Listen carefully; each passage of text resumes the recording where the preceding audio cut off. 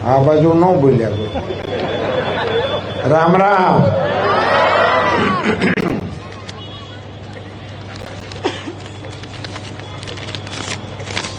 સતવારા સમાજની રાજકોટ ખાતેની આ સભામાં મંચ પર બિરાજમાન મારી સાથે પધારેલા ભારતીય જનતા પાર્ટીના પ્રદેશના ઉપાધ્યક્ષ ભાઈ શ્રી ભરતભાઈ બોગરા, રાજ્યસભાના મારા સાથીદાર ભાઈ શ્રી મોહનભાઈ, અમારા જૂના આગેવાન નાગદાનભાઈ, અને મારે કાંઈ ભાષણ કરવું જ ન પડે એવું જેમણે સ્વાગત પ્રવચન કર્યું એવા શ્રી મોહનભાઈ. મારે જે માંગવાનું હતું એ તેમણે વગર માંગે આપી દીધું.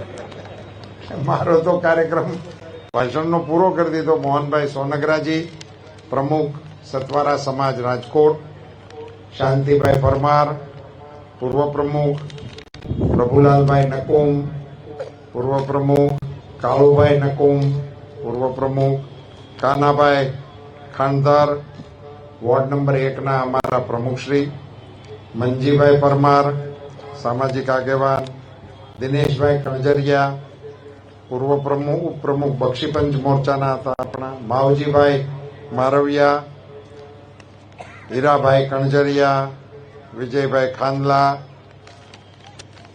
આપ સૌ માતાઓ, બહેનો, યુવાન દોસ્તો, વડીલો, બાળકો, આપ બધાને મારા જાજાથી જય શ્રી કૃષ્ણ. મોહનભાઈએ વિગતવાર વિષય મૂક્યા અને વિવેકમાં એવું કીધું કે અત્યારે તો તમને કઈ ન કહેવાય, પછી અમારું ધ્યાન રાખજો. મારે બે મહાનુભાવોને આ સભામાં યાદ કરવા છે. એક અમારા મેઘજીભાઈ રંગાડિયા, મારા બહુ જૂના જાયભાઈ, વર્ષો સુધી રાજનીતિમાં એમણે અમારી સાથે કામ કર્યું અને મારા સિનિયર એમ કહેવામાં મને જરાય સંકોચ નથી. એ મારા સિનિયર હતા. એની બંગલી ચોકમાં દુકાન, ત્યાં જ અમારી સભા હોય, અને ખૂબ વર્ષો સુધી એમણે જનસંઘ અને ભારતીય જનતા પાર્ટીને ટેકો આપ્યો. અને બીજા અમારા મેઘજીભાઈ કણજરિયા અમારી સાથે વિધાનસભામાં પણ હતા, અને એક મારા કસાયેલા કાર્યકર્તા જામનગર જિલ્લાના, જેને અમે ગમે તે જવાબદારી સોંપી હોય તો સોંપી શકીએ એવો મજબૂત માણસ હતો. એ અમારી વચ્ચેથી વહેલો ગયો. આ બધા આગેવાનો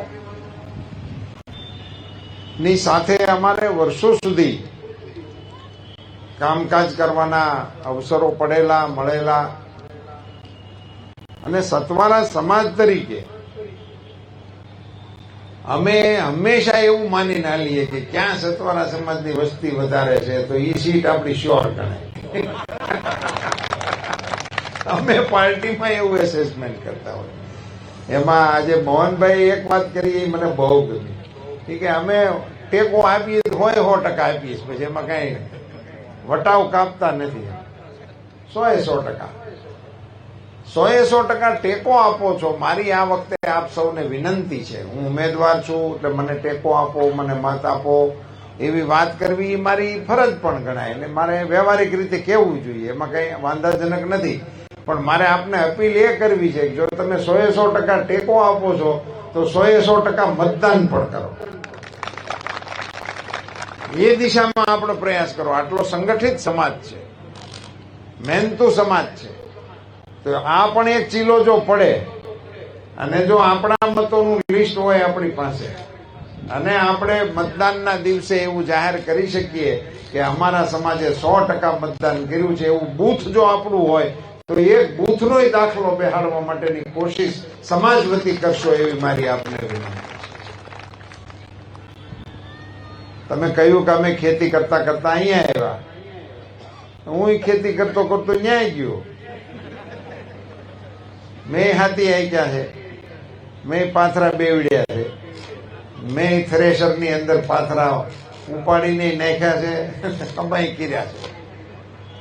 આ બધું તો આપણી જવાબદારીમાં હતું મિત્રો, પણ દેશમાં અને આપણા રાજ્યમાં આપણને નરેન્દ્રભાઈ મોદી જેવા નેતા મળ્યા એટલે ખેતીમાંય ફેરફાર થયો, ધંધામાંય ફેરફાર થયો, અને અહીંયા તમે આવીને વસ્યા, કારણ કે અહીંયા ઉદ્યોગ વિકસ્યો એટલે આપણને રોજગારી મળે, એટલે આપણે અહીંયા ટેક્યા. પણ ધારો કે અત્યારે નર્મદા બંધ આપણો પૂરો ન થયો હોય તો આપણે કરીએ હું એ મને કહો. પીવાનું પાણી આપણને ક્યાંથી મળે? આખા એ રાજ્યની અત્યારે જે ખુશી છે આપણા મોઢા ઉપર, જે ચહેરા હસે છે, એનું એક કારણ જો મને કોક આપવાનું કે નથી, નર્મદા યોજના છે. એક જ કારણ. અને એ આખી યોજના માં સંઘર્ષ કર્યો તોય પણ મોદી સાહેબે. આખા દેશમાં એવો કોઈ દાખલો નથી કે કોઈ મુખ્યમંત્રીને પાણીની યોજના માટે ઉપવાસ ઉપર ઉતરવું પડ્યું હોય. આપણા મોદી સાહેબને ઉતરવું પડ્યું હતું મુખ્યમંત્રી શ્રી તરીકે.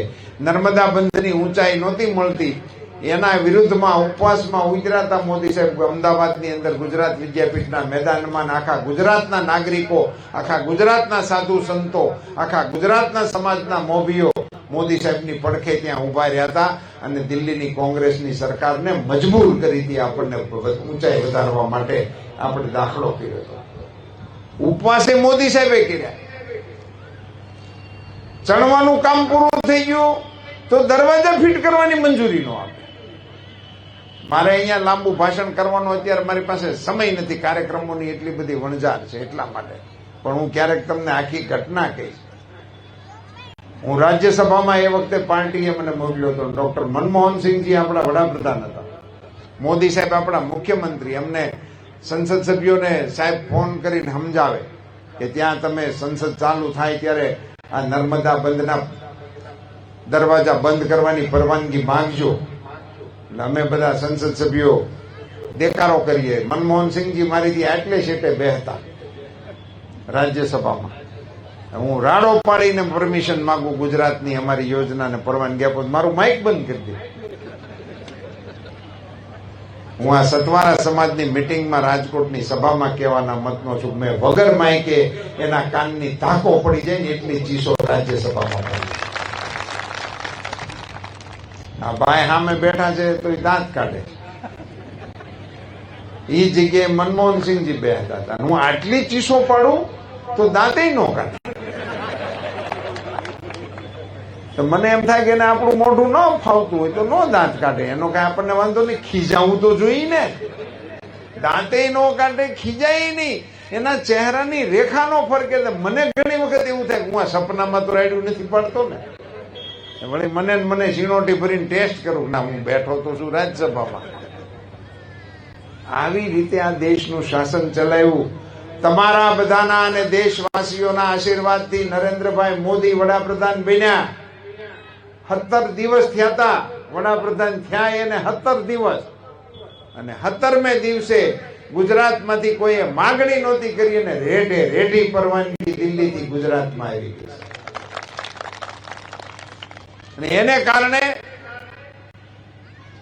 દરવાજા બંધ થયા, એને કારણે ડેમ ભરાણો, અને એને કારણે નર્મદાના પાણી અમારા ઘર સુધી પહોંચ્યા. માતાઓ, આપ બધાને મારે એક નમ્ર અપીલ કરવી છે. હું મતની અપીલ કરવા માટે આવ્યો છું, પણ ભેગા ભેગી એક અપીલ તમને કરી દઉં. આપણા શાસ્ત્રોમાં ગંગામાં સ્નાનનું માધ્યમ છે, એટલે આપણે બધા નાવા જાય છે ગંગા. એકાદ કટકો હાડરો જો ગંગામાં જાય તો એના 71 કુળમાં ભૂતનો હરજે ભાગીરથી, એવો દુહો છે. એટલે બધા માણસો મનમાં હોય કે એકાદી વખત ડૂબકી ખવાઈ જાય તો સારું. ત્યાં સ્નાનનું મહત્વ છે. યમુના મહારાણીના પાનનું મહત્વ છે. યમુનાજીનું આચમન કરો તો પુણ્ય મળે, પણ નર્મદાજી એવા છે કે એના દર્શન કરો તો પુણ્ય મળે. અને અત્યારે તમારા નળમાં જે પાણી આવે છે ને એ નર્મદાજીનું પાણી આવે છે. એટલે સવારે નળ ખોલો ને ત્યારે પહેલો ધાર જે નળની શરૂ થાય ને એને પગે લાગવું, માતાજી તમે અમારા ઘેરે પ્રગટ્યા, અમારે તમારા દર્શને આવવાનું હોય. એને બદલે તમે અમારા દર્શને આવો છો, અમને દર્શન આપવા માટે આવો છો. એવું કામ ગુજરાતની અંદર ભારતીય જનતા પાર્ટીની સરકારોએ અને નરેન્દ્રભાઈ મોદીએ કર્યું છે.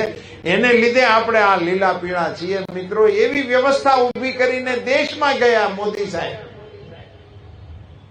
આખા દેશની અંદર તમામના ઘરમાં નળથી પાણી આપવાની યોજના ચાલુ કરી. 10 કરોડ કનેક્શનો આ દેશની અંદર મોદી સાહેબે આપ્યા. ગેસના કનેક્શનો 10 કરોડ આપ્યા. નાનો સમાજ હાજા માંદા થાય અને મોટા મોટા બિલ આવે, શું થાય? આયુષ્માન કાર્ડની યોજના પ્રધાનમંત્રી શ્રી આપી. મારે આજે તમારી સભામાં, મોહનભાઈ, તમારી ઉંમર કેટલી થઈ છે? 75. લ્યો, એટલે તમને જ લાગુ પડશે. મોદી સાહેબે નિર્ણય કર્યો છે કે હવે પછીની સરકાર શરૂ થશે એટલે 70 વર્ષની ઉપરની ઉંમરના બધા જ લોકોને આયુષ્માન કાર્ડ આપવામાં આવશે. તમામ લોકોને 70 ની ઉંમર થાય એટલે આનો નિર્ણય શું કહેવાય? મોદી સાહેબની એક વાતની બધાએ બહુ ટીકા કરી હતી. મોદી સાહેબે એમ કીધું, મોદી સાહેબ હવે ભાષણમાં એવું બોલે છે, મારા પરિવારજનો, એ આખા દેશના લોકોને પોતાનો પરિવાર માને છે અને વડાપ્રધાન આખા દેશને પરિવાર માને છે. એની સાબિતી આપવા માટે હવે કોઈના પરિવારમાં 70 વર્ષની ઉંમરની માં હશે કે બાપ હશે, એની આયુષ્માન કાર્ડ થકી સારવારની જવાબદારી ભારત સરકાર લેવાની છે. કલ્પના કરો કેવું વિચારે છે ત્યાં બેઠા બેઠા મોદી સાહેબ. 70 વર્ષનો થાય નાગરિક તો એની જવાબદારી હવે એના પરિવાર નથી, એ જવાબદારી હવે મોદી સાહેબની છે.